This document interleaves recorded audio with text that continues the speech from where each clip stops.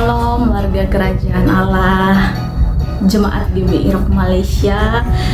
Saya sangat bersyukur dimana saya diberikan kembali kesempatan untuk saya boleh sharing kebenaran firman Tuhan, kabar sukacita kepada Bapak Ibu Saudara-saudari sekalian. Tanpa terasa kita sudah ada di Rabu terakhir di bulan Februari ini, dan sebentar lagi kita akan memasuki bulan yang baru, yaitu bulan Maret. Tanpa terasa kita sudah melewati 2 bulan di tahun yang baru ini. Bagaimana? Apa saja yang sudah Tuhan kerjakan di dalam hidup kita selama 2 bulan ini? Apa saja yang kita sudah lakukan, yang sudah kita lalui bersama dengan Tuhan? Tanpa terasa ya Bapak Ibu, hampir 2 bulan ini kita sudah lewati. Kalau bukan karena Tuhan, kita tidak mungkin ada sampai hari ini dengan keadaan kita yang ada saat ini. Oleh sebab itu, mari kita sama-sama bersatu hati, kita berdoa kepada Tuhan. Bapa dalam kerajaan surga, kami sungguh bersyukur Tuhan jika malam hari ini kami masih boleh diberikan kesempatan untuk kami mendengarkan kebenaran firman-Mu Tuhan Yesus. Mari Roh Kudus berkaryalah bagi setiap kami di tempat kami masing-masing Tuhan. Kami percaya Roh Allah bekerja dengan sangat luar biasa, memberikan pengertian bagi setiap kami Tuhan, sehingga firman yang disampaikan Tuhan melalui hamba-Mu yang terbatas ini tidak berlalu begitu saja Tuhan, boleh tertanam di hati kami dan kami boleh menjadi pelaku kebenaran firman-Mu. Di dalam nama Tuhan kami Yesus Kristus, Allah yang menjadi juru selamat dalam hidup kami. Haleluya, puji Tuhan. Amin. Haleluya. Bapak Ibu, sebelum kita masuk ke dalam pemberitaan pada malam hari ini, saya mau menghimbau kepada semua jemaat Tuhan GBI Rock Malaysia untuk mari pada hari Minggu kita sama-sama datang kepada Tuhan. Kita memberikan waktu yang luar biasa ini, waktu yang terbaik untuk Tuhan selama kurang lebih 2 jam itu Bapak Ibu ya. Saya sungguh salut, saya senang dengan teknik ibadah kita pada minggu-minggu yang lalu dan akan terus berjalan, di mana gembala kita Pastor Edward mengatakan bahwa tidak ada lagi pemimpin pujian yang mengatakan bangkit berdiri atau mengangkat tangan dan lain sebagainya ya Bapak Ibu. Karena apa? Karena kita adalah orang-orang yang sudah dimerdekakan oleh Tuhan. Kita adalah orang-orang yang sudah ditebus oleh Tuhan. Oleh sebab itu kita bukan lagi tawanan, sehingga kita tidak bisa bebas untuk memuji menyembah Tuhan. Bapak Ibu, saya salut sekali dengan ibu-ibu yang ada di gereja, bahkan mami-mami yang ada di gereja. Di mana saya melihat ekspresi mereka begitu luar biasa ketika menyembah Tuhan. Bapak Ibu, saya mau mengatakan begini, 2 jam kita berikan untuk Tuhan, hanya 2 jam pada hari Minggu. Kalau bangsa Israel zaman di perjanjian lama pada hari Sabat, mereka sama sekali tidak boleh melakukan pekerjaan apapun, mereka tidak boleh melakukan kegiatan apapun.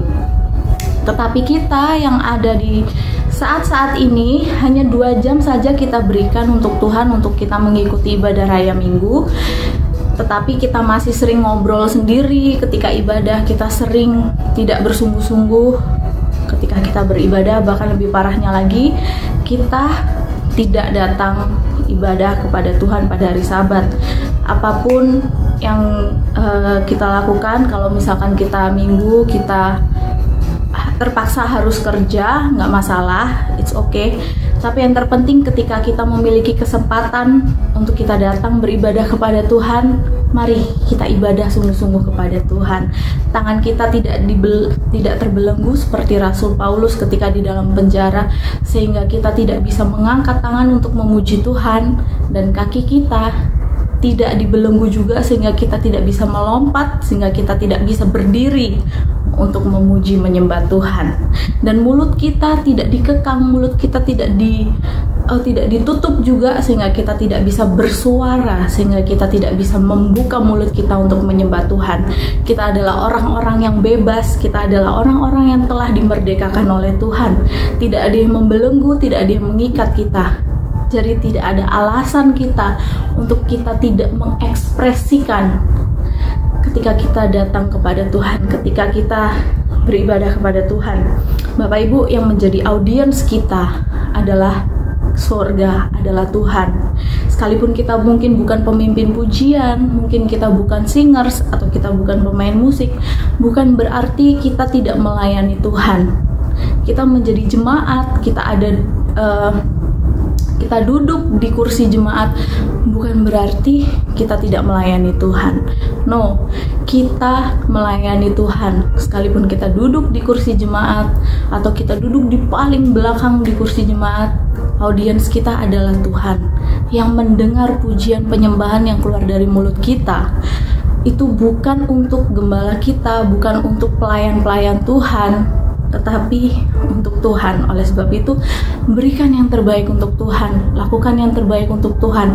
Kalau misalkan kita ditunjuk untuk menyampaikan sebuah pidato di depan Bapak Kedubes, pasti semalaman kita akan mempersiapkan baju yang bagus, kita akan mempersiapkan pidato, bahkan mungkin malam kita tidak bisa tidur dengan nyenyak karena besok kita akan berpidato di depan Kedubes. Apalagi ini Tuhan Yesus yang jauh lebih berkuasa, yang jauh lebih luar biasa, dan yang memiliki hidup kita.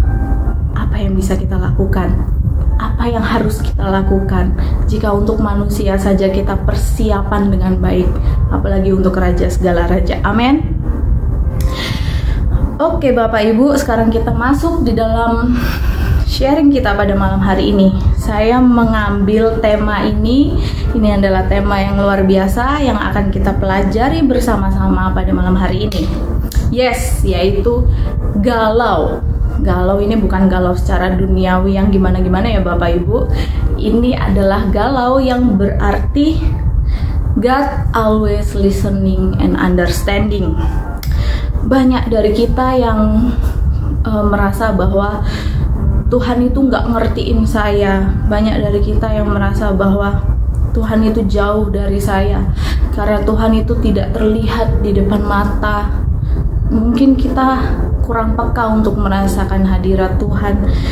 Mungkin saat ini kita belum ditolong Tuhan sehingga kita berkata bahwa Tuhan itu nggak ada, sehingga kita bisa berkata bahwa Tuhan itu jauh dari saya, sehingga kita bisa berkata Tuhan itu tidak baik untuk saya.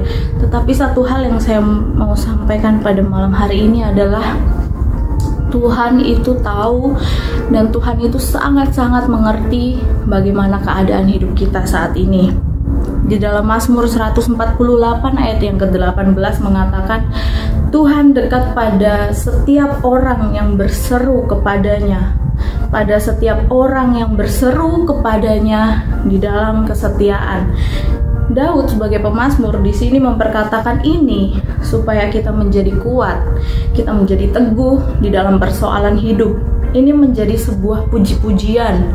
Mazmur ini adalah kitab yang berisi tentang mazmur ya, namanya mazmur ya. Mazmur ini puji-pujian kepada Tuhan, ucapan syukur kita kepada Tuhan. Nah, tetapi di tengah-tengah ucapan syukur ini ada hal yang kita akan pelajari bersama-sama, yaitu bahwa di tengah kesukaran kita harus tetap bersyukur, kita tetap bersuka cita, kita tetap memberikan pujian-pujian untuk Tuhan. Di balik pujian-pujian ini ada hal-hal yang perlu kita pelajari. Ada 3 hal yang akan kita pelajari pada malam hari ini. Yang pertama, tentang berseru. Yang kedua, melekat. Dan yang ketiga, tulus hati atau kesetiaan. Saya ulangi lagi bacaan ayat Alkitab pada malam hari ini di dalam Mazmur 148 ayat yang ke-18. Tuhan dekat pada setiap orang yang berseru kepadanya, pada setiap orang yang berseru kepadanya di dalam kesetiaan. Nah, hal ini yang seringkali membuat kita salah berpikir Bapak Ibu. Banyak dari kita yang sudah aku sudah berseru kepada Tuhan, aku sudah berseru sungguh-sungguh kepada Tuhan, tapi aku belum menerima jawaban dari Tuhan, tapi aku belum menerima apa-apa dari Tuhan. Saya mau katakan begini, Firman Tuhan berkata, ketika kita berseru kepada Tuhan, kita tidak pernah diabaikan Bapak Ibu. Mungkin waktunya saja yang belum tepat, karena Tuhan melakukan bagian Tuhan adalah Tuhan menjawab setiap doa kita ketika itu sudah tepat waktunya Bapak Ibu. Kita juga harus mengerti bahwa bukan Tuhan tidak mau menjawab doa-doa kita. Kalau doa-doa kita itu sesuai dengan kehendak Tuhan, bukan Tuhan tidak mau menjawab doa kita, tetapi mungkin waktunya belum tepat untuk doa itu dijawab oleh Tuhan. Bahkan ada kata-kata yang sangat indah, yaitu pasti setiap dari kita sudah sering dengar kata-kata ini. Telinga Tuhan tidak kurang tajam untuk mendengar seruan atau teriak kita minta tolong. Bapak Ibu, ketika saya merenungkan apa yang akan saya khotbahkan pada malam hari ini, ketika saya menulis ini, hati saya sedih Bapak Ibu, dan saya rasanya pengen menangis gitu. Karena apa Bapak Ibu? Apa yang selama ini kita pikirkan bahwa Tuhan itu tidak dengar doa saya? Apa yang kita pikirkan bahwa doaku kalau belum dijawab itu berarti Tuhan jahat, berarti Tuhan itu nggak dengar doa kita? Enggak Bapak Ibu. Ada beberapa ayat yang mengatakan bahwa ketika kita berseru, Tuhan itu mendengar seruan kita. Bahkan ketika kita tidak berseru pun, Tuhan itu sudah tahu dan Tuhan sudah mendengar setiap keluh kesah yang keluar dari mulut kita. Apalagi ketika kita berseru kepada Tuhan, tidak mungkin Tuhan tidak mendengar seruan kita. Di dalam Yeremia 29 ayat yang ke-12 mengatakan, dan apabila kamu berseru dan datang untuk berdoa kepadaku, maka aku akan mendengarkan kamu. Wow, ini ayat yang luar biasa Bapak Ibu. Ini ayat yang membuktikan kepada kita bahwa apabila kita berseru dan kita datang kepada Tuhan, kita berdoa kepada Tuhan, Tuhan itu mendengarkan kita. Tuhan itu mengambil waktu untuk mendengarkan kita ngomong Bapak Ibu. Makanya seringkali kita terlalu banyak omong dengan Tuhan, tetapi ya Tuhan itu sabar, Tuhan itu luar biasa, sehingga Dia tetap mendengar setiap seruan doa-doa kita. Di dalam Mazmur 50 ayat yang ke-15 mengatakan, berserulah kepadaku pada waktu kesesakan, aku akan meluputkan engkau dan engkau akan memuliakan aku. Di dalam Yesaya 65 ayat yang ke-24, maka sebelum mereka memanggil, aku sudah menjawabnya. Ketika mereka sedang berbicara, aku sudah mendengarkannya. Ini yang saya katakan tadi. Di dalam Yeremia 33 ayat yang ketiga, berserulah kepadaku, maka aku akan menjawab engkau dan akan memberitahukan kepadamu hal-hal yang besar yang tidak terpahami, yakni hal-hal yang tidak kau ketahui. Terkadang kita tidak mau berseru kepada Tuhan dan kita mengira bahwa Tuhan itu tahu tanpa kita berseru. Terkadang ini yang menjadi masalah ya Bapak Ibu. Kita nggak mau berseru sama Tuhan.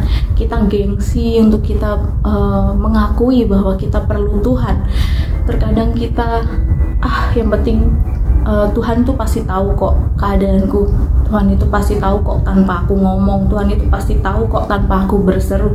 Yes, Tuhan itu tahu, karena Tuhan itu Allah yang Maha Tahu.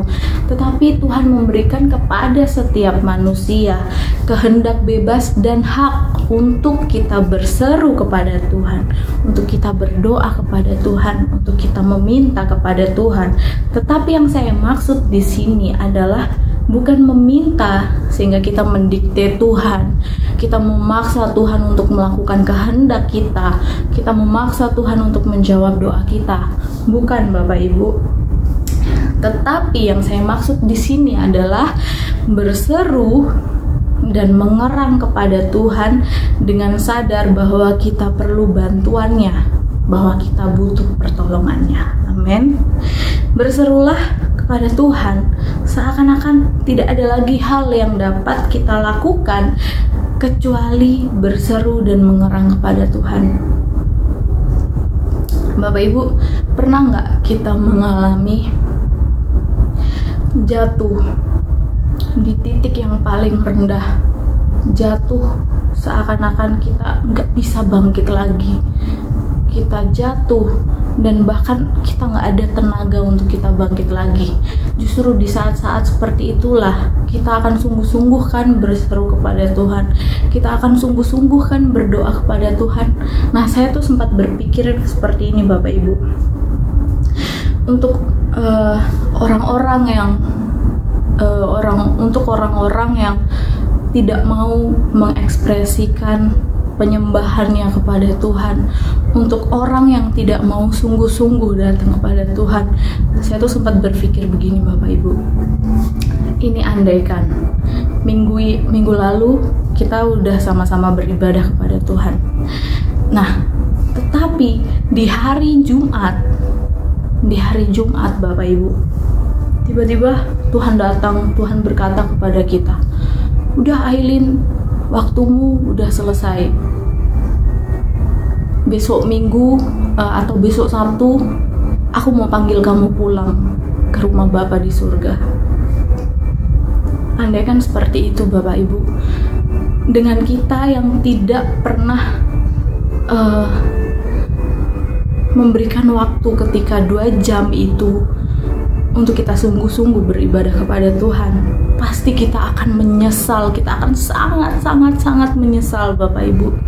Karena minggu lalu, minggu lalu aku udah gak sungguh-sungguh ibadah. Dan bahkan besok minggu ini aku gak ada kesempatan lagi untuk aku datang beribadah, karena Tuhan jemput saya pulang. Nah, bayangkan Bapak Ibu ketika kita ada di posisi yang seperti itu. Oleh sebab itu, ketika kita ada kesempatan, Tuhan izinkan kita untuk kita bisa datang beribadah hari Minggu, hari Sabatnya Tuhan. Tuhan masih memberikan kita kesempatan untuk datang beribadah kepada Tuhan, untuk memuji, menyembah Tuhan di rumahnya yang kudus. Lakukan yang terbaik, berikan waktu 2 jam itu intens, full untuk Tuhan. Kalau kita mau bercanda, kita mau ngobrol, itu nanti sebelum ibadah atau sesudah ibadah. Tuhan memberikan kepada kita waktu 1 hari itu 24 jam. Kita memberikan waktu 2 jam di hari Sabatnya Tuhan untuk datang kepada Tuhan. Oleh sebab itu, kalau kita diberikan kesempatan oleh Tuhan, anggaplah minggu depan udah tidak ada lagi kesempatan untuk kita datang kepada Tuhan. Anggaplah bahwa ini kesempatan terakhirmu untuk kamu datang ibadah bersama dengan Tuhan, bersama dengan jemaat Tuhan untuk memuji, menyembah Tuhan. Anggaplah seperti itu. Pasti kita akan datang dengan hati yang sungguh-sungguh. Pasti kita akan datang. Mungkin pada saat penyembahan kita akan berseru sekuat tenaga pada Tuhan. Mungkin pada saat puji-pujian, sukacita, kita akan melompat kegirangan karena kita tahu besok Minggu aku udah gak ada lagi kesempatan untuk aku bisa melakukan hal ini untuk Tuhan. Oleh sebab itu Bapak Ibu, berseru kepada Tuhan itu, bayangkan bahwa besok kita udah gak ada lagi kesempatan untuk kita bisa berseru kepada Tuhan. Besok udah gak ada lagi kesempatan kita untuk hidup di dunia ini. Anggapannya, bayangkan kalau besok kita udah dipanggil Tuhan, dan saat ini kita ada di posisi yang sangat rendah, kita ada di posisi jatuh. Gak ada yang bisa menolong kita selain kita berdoa kepada Tuhan, selain Tuhan yang menolong kita. Apa yang akan kita lakukan Bapak Ibu? Pasti kita akan berseru, kita akan mengerang. Bahkan tadi yang saya katakan, mungkin di ibadah di gereja kita akan sungguh-sungguh kepada Tuhan. Makanya Bapak Ibu, orang-orang Kristen itu kalau ada orang yang datang ketika ada orang datang ibadah itu, kalau dia menyembah sambil dia nangis, sambil dia berseru, dia mengerang, pasti orang bilang gini, kasihan ya Tuhan, orang itu berbeban berat, kasihan Tuhan, orang itu punya masalah persoalan yang berat gitu. Padahal nggak selalu Bapak Ibu, kita berseru kepada Tuhan karena kita mengasihi Tuhan, karena hati kita sungguh-sungguh kita tidak bisa meluapkan dengan ekspresi selain kita berseru, kita mengerang, kita sungguh-sungguh kepada Tuhan. Jangan hanya kita ada masalah kita berseru kepada Tuhan, tetapi berserulah kepada Tuhan setiap waktu, setiap kita berdoa, kita berseru, kita bersungguh-sungguh kepada Tuhan. Berserulah seakan-akan di depanmu kamu sedang menahan batu yang amat besar, dan kekuatanmu untuk menahan itu sudah sangat terbatas untuk menahannya. Bapak Ibu, kita berseru kepada Tuhan seakan-akan di depan kita itu ada batu yang sangat besar, dan kita berusaha untuk menahan batu itu, karena kita tahu bahwa kalau kita sudah nggak kuat lagi menahan batu itu, dan batu itu akan menggelinding ke belakang dan kita pasti akan tertimpa, kita pasti akan mati. Berserulah kepada Tuhan, posisikan dirimu sama seperti yang saya katakan tadi. Berseru kepada Tuhan seakan-akan di depan kita itu ada tembok yang tinggi, yang besar, dan kita tidak bisa melalui tembok itu, kita tidak bisa melompat untuk melewati tembok itu, Bapak Ibu. Oleh sebab itu kita butuh Tuhan, kita perlu kekuatan yang luar biasa, kita perlu Tuhan untuk membantu kita menahan batu itu, atau kita butuh Tuhan untuk membuang batu itu sehingga kita bisa maju, kita bisa meneruskan hidup kita, kita bisa keluar dari masalah yang kita hadapi, Bapak Ibu. Berserulah kepada Tuhan bahwa karena kamu tahu bahwa kekuatanmu itu sangat terbatas tanpa Tuhan. Berserulah seakan-akan sudah tidak ada jalan keluar lagi. Berserulah seakan-akan kekuatan kita sangat terbatas sehingga kita perlu Tuhan. Tuhan mau kita sungguh-sungguh memerlukan Tuhan. Tuhan mau kita sungguh-sungguh berseru dan memerlukan Tuhan. Yang kedua adalah Tuhan dekat dengan orang-orang yang melekat kepadanya. Kalau kita ingin merasakan perkenanan Tuhan, cobalah untuk melekat kepada Tuhan. Kalau engkau mau merasakan perkenanan Tuhan, kalau engkau mau merasakan berkat-berkat Tuhan, melekatlah kepada Tuhan. Tuhan dekat dengan orang-orang yang melekat kepadanya. Di dalam Mazmur 91 ayat yang ke-14, sungguh hatinya melekat kepadaku, maka aku akan meluputkannya, aku akan membentenginya, sebab ia mengenal namaku. Lekatkan hati kita kepada Tuhan, karena hanya dengan melekatlah kita bisa merasakan penyertaan Tuhan. Wow, luar biasa. Kalau engkau mau merasakan penyertaan Tuhan, melekatlah dengan Tuhan.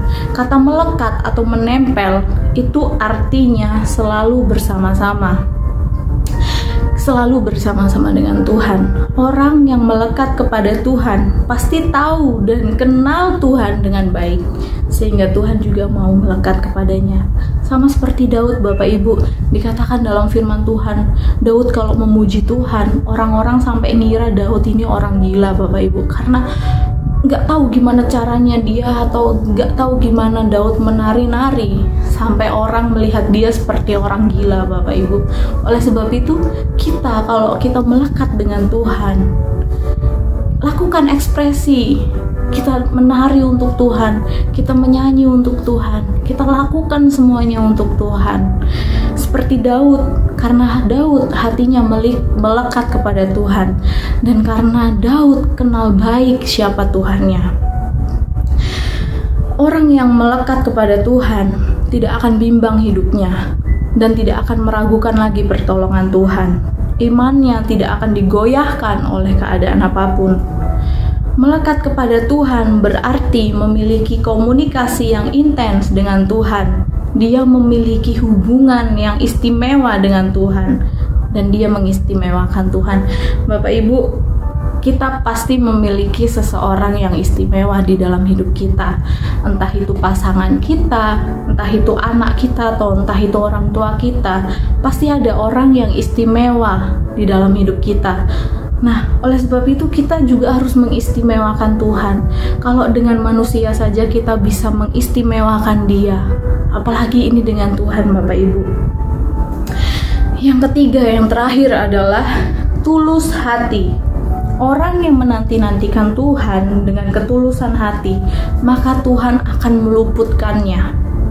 Di dalam Mazmur 73 ayat 1 firman Tuhan mengatakan, sesungguhnya Allah itu baik bagi mereka yang tulus hatinya, bagi mereka yang bersih hatinya. Di dalam Mazmur 24 ayat 4-5 mengatakan, orang yang bersih tangannya dan murni hatinya, yang tidak menyerahkan dirinya kepada penipuan dan yang tidak bersumpah palsu, dialah yang akan menerima berkat-berkat dari Tuhan dan keadilan dari Allah yang menyelamatkan dia.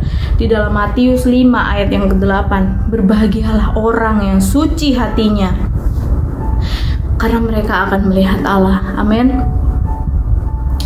Tuhan menentang orang-orang yang hatinya kotor. Tuhan menentang orang-orang fasik karena Tuhan melihat di dalam hatinya penuh dengan tipu muslihat, penuh dengan kejahatan-kejahatan, penuh dengan pemberontakan-pemberontakan. Tuhan menghardik orang-orang yang tinggi hati, dan Tuhan benci kepada orang-orang yang serong hatinya. Berkat Tuhan akan turun kepada orang-orang yang suci hatinya. Amin, Bapak Ibu. Oleh sebab itu, milikilah hati yang suci, hati yang tulus pada Tuhan. Kita memiliki hati yang setia kepada Tuhan, yang tidak serong, yang tidak menyimpang. Memang sulit Bapak Ibu, karena kita masih tinggal di dunia ini, tinggal di dunia yang penuh dengan tipu muslihat, tinggal di dunia yang penuh dengan kejahatan. Tetapi yakinlah bahwa ketika kita melekat kepada Tuhan, Tuhan pasti akan memampukan kita. Amin. Yang menjadi penutup pada malam hari ini adalah, saya mau katakan begini Bapak Ibu, ada banyak cara iblis membuat kita menyerah di dalam hidup. Ada banyak cara dunia yang membuat kita jauh dari Tuhan. Banyak hal yang bisa membuat kita jatuh pada hari-hari ini. Banyak alasan yang bisa kita pakai untuk meninggalkan iman kita kepada Tuhan, untuk meninggalkan kepercayaan kita kepada Tuhan. Dan banyak alasan yang bisa membuat kita galau hari-hari ini. Anak-anak muda, banyak alasan yang bisa membuat kita meninggalkan Tuhan. Mungkin pasangan hidup yang tidak seiman dan lain sebagainya. Ataupun kita sebagai orang-orang yang dewasa, banyak alasan kita untuk kita tidak lagi mengasihi Tuhan. Mungkin karena kita sudah memiliki segala sesuatu, mungkin kita sudah berputus asa sehingga lebih baik aku hina, pasti Tuhan memandang aku hina. Atau mungkin kita udah putus asa, kita tidak lagi merasakan bahwa ada arti di dalam hidup kita, sehingga kita meninggalkan Tuhan. Tetapi yang saya mau katakan adalah, kalau kita ada sampai saat ini, itu karena Tuhan punya sifat galau, yaitu God always listening and understanding. Tuhan selalu mendengarkan kita, Tuhan selalu mengerti kita, apapun keadaan kita, bagaimanapun masa lalu kita. Tuhan tidak melihat masa lalu kita. Tuhan bisa merubah masa lalu kita menjadi masa depan yang penuh dengan harapan. Setiap dari kita pasti memiliki masa lalu yang buruk. Karena apa? Karena melalui masa lalu itu, Tuhan mau kita melihat bahwa ada progres yang Tuhan kerjakan di dalam hidup kita, bahwa ada proses di dalam hidup kita ini, sehingga kita bisa memuliakan Tuhan, kita bisa mempermuliakan Tuhan.